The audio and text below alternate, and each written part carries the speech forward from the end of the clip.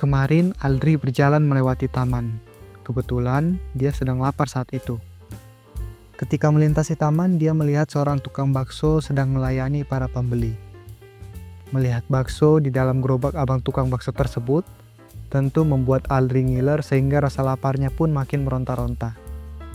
Namun karena tak punya uang, dia hanya bisa menatap bakso itu dari kejauhan.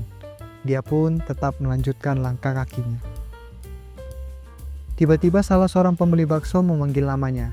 Tak disangka, orang tersebut adalah Bu Titin yang merupakan tetangga sebelah rumah Aldri. Kebetulan sekali, Bu Titin ternyata hendak menawarkan semangkuk bakso gratis kepadanya.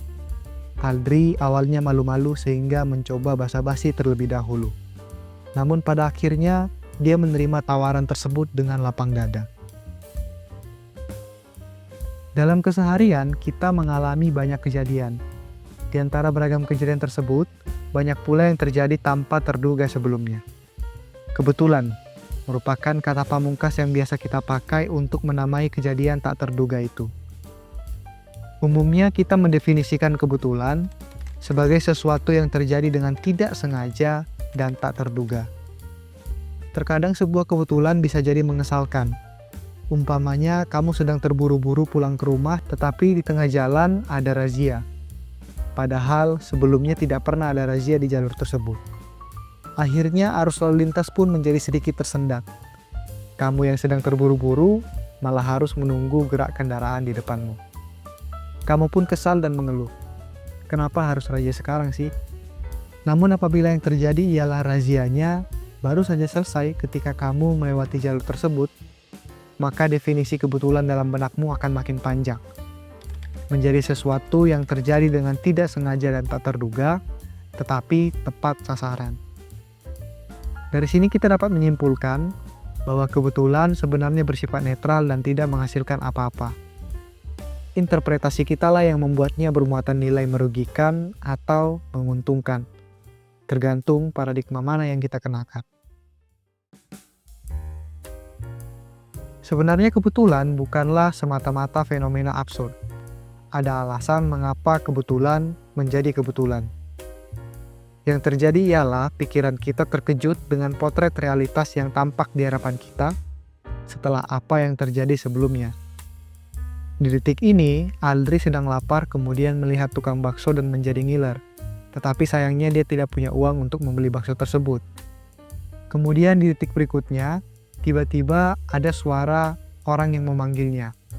Di detik berikutnya lagi, Aldri sadar bahwa ternyata orang tersebut adalah Bu Titin, tetangga sebelah rumahnya. Di detik berikutnya lagi, tak disangka, Bu Titin menawarinya bakso secara gratis. Nah, di sini kita menemukan permainan kata, tiba-tiba, ternyata, dan tak disangka. Tentu hal semacam itu sulit diterima oleh pikiran manusia, karena pada hakikatnya kita hanya mampu menangkap suatu kejadian yang sedang terjadi sekarang di detik ini, bukan di detik berikutnya atau di masa depan.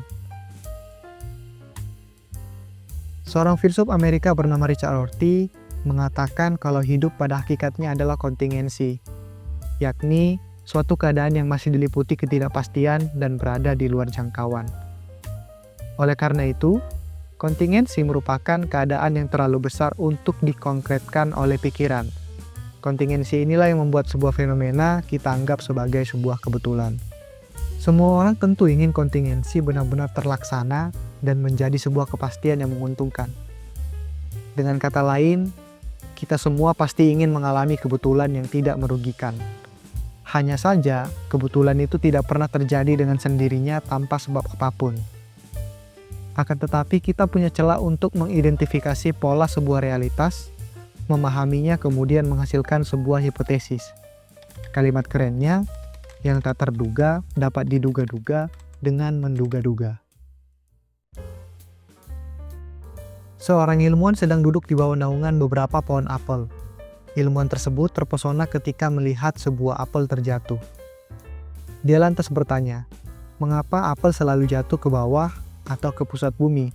Mengapa tidak jatuh ke samping atau ke atas? Lalu dia pun membandingkannya dengan bulan. Bulan bahkan tidak terjatuh sama sekali seperti apel, melainkan mengambang di angkasa. Alih-alih menyerah dengan beranggapan kalau fenomena tersebut merupakan kodrat alam atau memang sudah dari sananya, ilmuwan tersebut malah melakukan proses penelitian yang panjang. Di kemudian hari, akhirnya dia dikenal atas keberhasilannya menemukan teori gravitasi yang berpengaruh dalam perkembangan ilmu pengetahuan hingga kini. Ilmuwan tersebut adalah Isaac Newton. Seperti Newton inilah seharusnya kita hidup, bukan hanya bergantung pada kata nasib, takdir, atau kodrat belaka, tetapi berilah makna pada kata-kata tersebut dalam kehidupan pribadi. Dalam hidup, memang banyak hal bisa terjadi, namun selama belum terjadi, maka itu hanyalah sebuah kemungkinan. Tugas kita membuatnya menjadi sebuah kepastian, atau kenyataan, atau keniscayaan. Walaupun kita bukan avatar di Eng yang mampu mengendalikan semua elemen, namun setidaknya sebagai manusia, jadilah bijak dalam mengambil keputusan. Sebab setiap keputusan kita mempengaruhi value atau nilai dari sebuah kemungkinan ketika ia menjadi sebuah kenyataan hidup. Seperti kutipan terkenal yang selalu terdengar, kesuksesan terjadi ketika kesempatan bertemu dengan kemapanan. Apa itu kesempatan? Kesempatan selalu merupakan kebetulan. Yang namanya kesempatan pasti selalu datang tanpa diduga sebelumnya.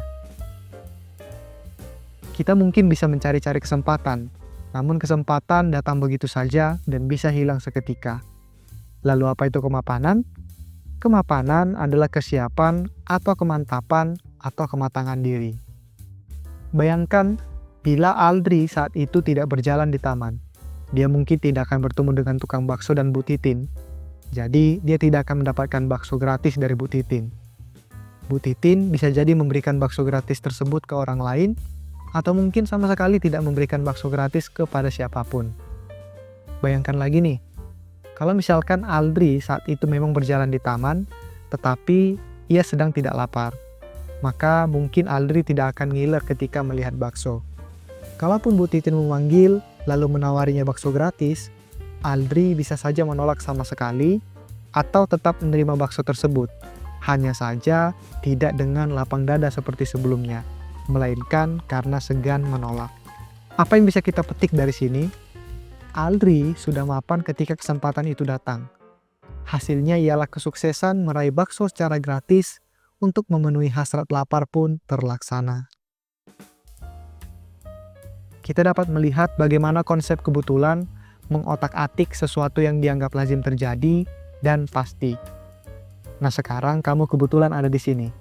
Oleh karena itu, saya mengucapkan selamat datang di seri Feel Free, Filsafat is Free, di mana kita akan membahas fenomena kehidupan sehari-hari menggunakan pola pikir filsafati dengan bahasa yang ringan dan juga santai.